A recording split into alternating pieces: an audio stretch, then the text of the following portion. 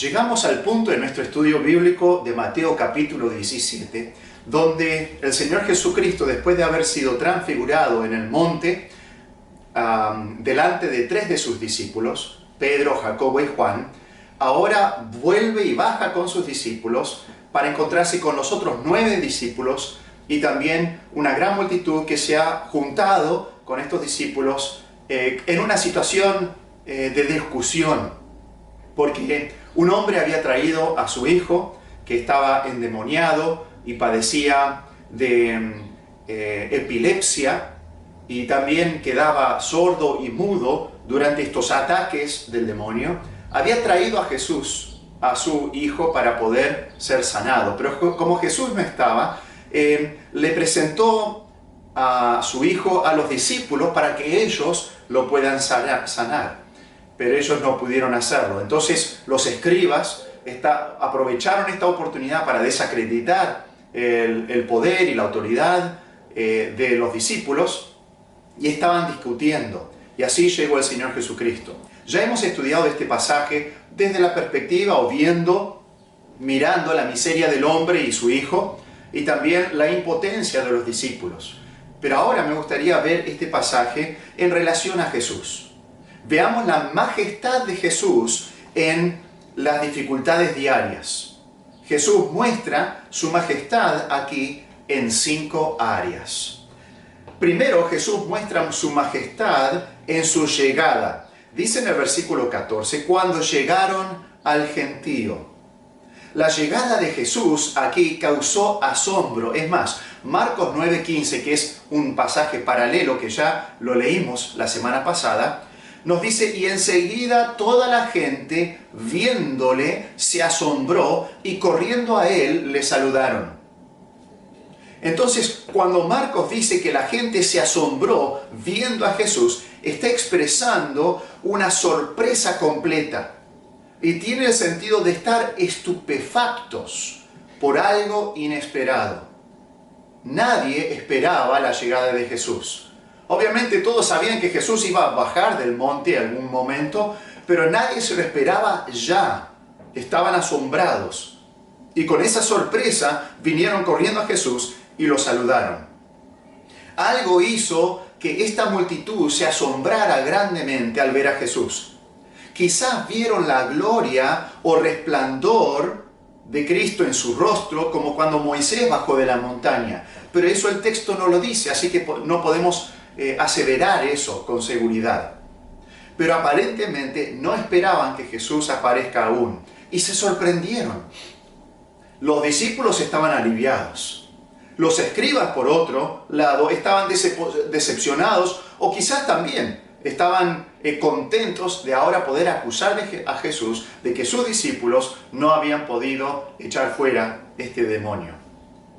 Así que la llegada de Jesús causó asombro, pero también la llegada de Jesús era puntual. Era justo a tiempo. Ni muy temprano, ni muy tarde.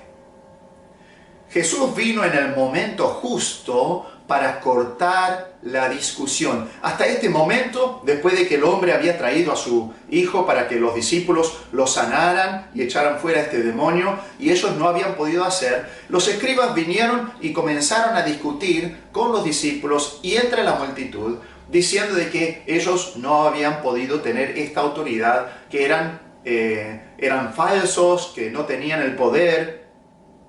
Y justamente Jesús vino en el momento para cortar esa discusión. Posiblemente los escribas estaban sorprendidos porque deseaban seguir aprovechándose del fracaso de los discípulos para desacreditarlos delante de la multitud. Pero Jesús vino y con su pregunta, ¿qué disputáis con ellos?, cortó la discusión y ya no podían discutir más de ese tema. Pero Jesús también vino en el momento justo para socorrer a los discípulos. Pobres discípulos, estaban en un aprieto entre la multitud y los escribas que lo acusaban y en sus propias conciencias preguntándose por qué no habían podido echar fuera este demonio y preguntándose la razón de su fracaso. Los discípulos posiblemente estaban asombrados con gozo de que Jesús vino porque no esperaban a Cristo todavía, pero pero había venido en el momento oportuno para socorrerlos del problema. Es como que fueron salvados por la campana. Muy a menudo Cristo socorre nuestras vidas también, justo cuando lo necesitamos. Él no llega ni tarde ni temprano, llega justo a tiempo para socorrernos a nosotros. Pero Jesús vino en el momento justo para proveer entrenamiento. Jesús podría haber venido antes, podría haber venido quizás durante la noche o en algún momento, y podría haber sanado al joven. Él podría haber estado allí cuando vino el hombre con su hijo y podría haber sanado al joven sin que los discípulos tengan que hacer nada. Pero esto era parte del entrenamiento de Jesús a sus discípulos. Recuerden que la palabra discípulo significa aprendiz. Ellos estaban aprendiendo, siendo entrenados por Cristo en estos 3 años y medio que Jesús tenía su ministerio terrenal. Y necesitaban ellos acostumbrarse a cumplir con las responsabilidades de ministrar a las necesidades de aquellos a su alrededor. Y su fracaso, aparte de mostrar su falta de fe, les ayudó a aprender a confiar en Dios y a depender de Él. Esto era todo parte del entrenamiento de Jesús. Entonces vino justo a tiempo para hacer esta parte del entrenamiento. Y Jesús vino en el momento justo para mostrar misericordia al Padre afligido. No sabemos qué hubiera pasado si Jesús se hubiera tardado más. Recuerden que el Padre vino con toda la fe para que Jesús eche fuera este demonio y sane a su hijo, pero Jesús no estaba. Los discípulos habían intentado, seguramente que habían probado una manera, probado de otra manera. Habrán probado quizás diciendo, demonio, sal de él, o en el nombre de Cristo, sal de él. Y habían probado una y otra vez y no habían podido. Y la fe de este hombre comenzó a menguar. Comenzó a pensar de que los discípulos no tenían el poder de hacerlo. Y comenzó a dudar en cuanto a la posibilidad o el poder de Jesús para echar fuera demonios. Recuerden que Jesús le había dado autoridad a los discípulos para echar fuera demonios. Entonces, si los discípulos no lo podían hacer, comenzaba a dudar acerca de si Jesús podía hacerlo. Y quizás si Jesús hubiera demorado más, el Padre, desilusionado y desalentado, hubiera vuelto a su casa con su hijo antes de que Jesús lo pudiera sanar. Si se hubiera tardado más, quizás el Padre hubiera vuelto a su casa con su hijo enfermo, porque ya estaba perdiendo la fe que él tenía en Jesús. Y en nuestras vidas también, Jesús llega justo a tiempo. No llega demasiado temprano, impidiendo que crezcamos y desarrollemos nuestra fe. Tampoco llega demasiado tarde para que perdamos la esperanza. Pero la venida de Jesús era gloriosa también. Hay 2 momentos en su venida, la venida de Cristo en el futuro. Él vino aquí bajando de la montaña, pero la Biblia nos habla acerca de la futura venida del Señor Jesús, que también va a ser en gloria. Tenemos en primer lugar el rapto, porque hay 2 momentos de su venida futura. El rapto o el arrebatamiento, o podríamos llamarlo su venida en las nubes. Dice esto en Filipenses capítulo 3, si buscan conmigo, Filipenses capítulo 3. Filipenses capítulo 3, versículos 20 al 21. El apóstol Pablo está describiendo a esta iglesia el arrebatamiento o ese momento en cuanto vamos a ser llevados al cielo, los creyentes, a la presencia del Señor Jesús. Y en Filipenses capítulo 3, versículo 20, dice así: mas nuestra ciudadanía está en los cielos. Vivimos acá en la tierra, pero este es temporal. Somos como extranjeros aquí en la tierra. Nuestra ciudadanía o residencia permanente está en los cielos. Dice, de donde también esperamos al Salvador. Eso es lo que estamos haciendo como creyentes, esperando el regreso del Señor Jesucristo. Estamos esperando que el Salvador venga a buscarnos. Esperamos al Salvador, al Señor Jesucristo, el cual transformará el cuerpo de la humillación nuestra para que sea semejante al cuerpo de la gloria suya, por el poder con el cual puede también sujetar a sí mismo todas las cosas. Pablo está describiendo entonces aquel momento que el Señor Jesús va a descender en las nubes y va a arrebatar a la iglesia, y en ese momento los muertos en Cristo resucitarán primero. Los que viven o los que vivimos en ese momento cuando venga Cristo, seremos arrebatados y seremos transformados, y Pablo describe esa transformación del cuerpo del creyente para que sea semejante al cuerpo glorioso del Señor Jesús después de que Él resucitó de los muertos. ¿Se acuerdan que después que Él resucitó de los muertos, su cuerpo atravesaba las paredes, ¿sí? Mientras las puertas estaban cerradas con llave? Él podía pasar de un lugar a otro, viajar de una manera rápida. Él tenía un cuerpo glorificado para nunca más morir. Y así también el creyente. Eso es lo que esperamos. Y esa venida, esa parte de la venida, de ese arrebatamiento va a ser glorioso y con poder. Pero también tenemos el retorno o la segunda venida de Cristo, y esa va a ser su venida a la tierra. Fíjense, vuelvan a Mateo, fíjense en el capítulo 24. Mateo capítulo 24, en el versículo 30, nos describe esta segunda venida de Cristo, cuando Él viene a la tierra. En el arrebatamiento viene en las nubes, pero no posa sus pies sobre la tierra. 7 años después del arrebatamiento, sucede la segunda venida de Cristo, donde Él sí viene a esta tierra, y en Mateo 24, 30 nos dice así: entonces aparecerá la señal del Hijo del Hombre en el cielo, y entonces lamentarán todas las tribus de la tierra, y verán al Hijo del Hombre viniendo sobre las nubes del cielo con poder y gran gloria. Entonces en el arrebatamiento nadie va a ver al Señor Jesús. Los creyentes lo vamos a ver cuando nos reunimos con Él. Va a ser como en un abrir y cerrar de ojos. Vamos a desaparecer del planeta. Pero esa segunda venida de Cristo, cuando Él viene a la tierra, todo ojo le verá.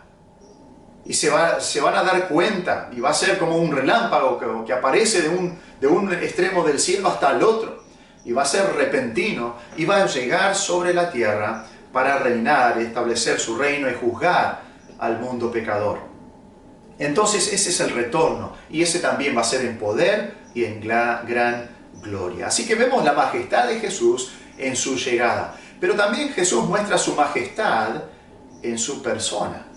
Al volver a Mateo capítulo 17, nosotros vemos que el Señor Jesús llega al gentío, y este hombre que tiene el hijo endemoniado se acerca. Cuando Jesús en Marcos le hace la pregunta: ¿qué disputáis con ellos?, los escribas no dicen nada. Se ve que no sabían, Jesús lo colocó en su lugar. Pero el padre se acerca, el padre de este muchacho se acerca y comparte su angustia. Y Jesús muestra su majestad en su persona, y esta majestad se ve en la manera que el padre de este muchacho se acerca a Cristo. Porque dice en el versículo 14, cuando llegaron al gentío, vino a él un hombre que se arrodilló delante de él, diciendo: Señor, ten misericordia de mi hijo. Jesús es digno de obedecer. Es interesante acá, el Padre lo llama Señor. Señor significa amo, significa aquel que es digno de ser obedecido. Y el Señor Jesús es digno de que nosotros lo obedezcamos, que obedezcamos sus mandatos. Siempre te mandará a hacer lo correcto, y Él es digno que vos le obedezcas. Y también al mismo tiempo lo que Él te manda va a ser lo mejor para tu vida.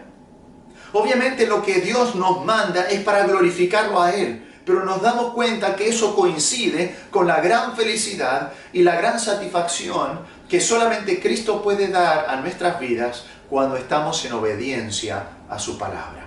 Así que Él es Señor, Él tiene majestad porque Él es el amo, Él es digno de nuestra obediencia. Pero también Jesús es digno de aprender, o sea, de que nosotros aprendamos sus verdades.